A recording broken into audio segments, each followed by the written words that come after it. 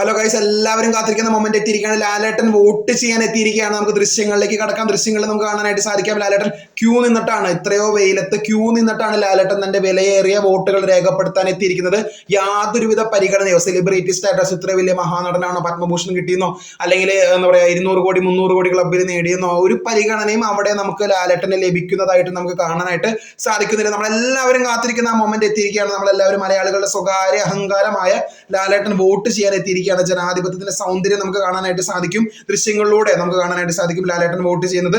യാതൊരുവിധ പരിഗണനയോ ലാലേട്ടൻ ഇവിടെ ലഭിക്കുന്നില്ല. നേമം നിയോജക മണ്ഡലത്തിലെ മുഴുവൻ സ്കൂളിലാണ് ലാലേട്ടൻ എത്തിയിരിക്കുന്നത്. നമുക്കൊപ്പം സ്ഥാനാർത്ഥികൾ കാണാം. നമ്മുടെ ശബരിനാഥൻ, അതുപോലെ തന്നെ നമ്മുടെ ഇപ്പോഴത്തെ വിദ്യാഭ്യാസ മന്ത്രിയായിട്ടുള്ള വി ശിവൻകുട്ടിയും കമ്മ്യൂണിസ്റ്റ് പാർട്ടിയിൽ നിന്നും അതുപോലെ തന്നെ കോൺഗ്രസ് പാർട്ടിയിൽ നിന്നും ശബരിനാഥനെ നമുക്ക് കാണാനായിട്ട് സാധിക്കും. ഇരുവരും ഒപ്പം തന്നെ ലാലേട്ടനൊപ്പം തന്നെ നമുക്ക് നിൽക്കുന്നതായിട്ട് കാണാനായിട്ട് സാധിക്കും. അതുപോലെ തന്നെ ഇവര് തങ്ങളുടെ ഫേസ്ബുക്ക് പേജിൽ ലാലേട്ടൻ കൂടെ നിൽക്കുന്നതായിട്ട് പോസ്റ്റ് ചെയ്തിട്ടുണ്ട്.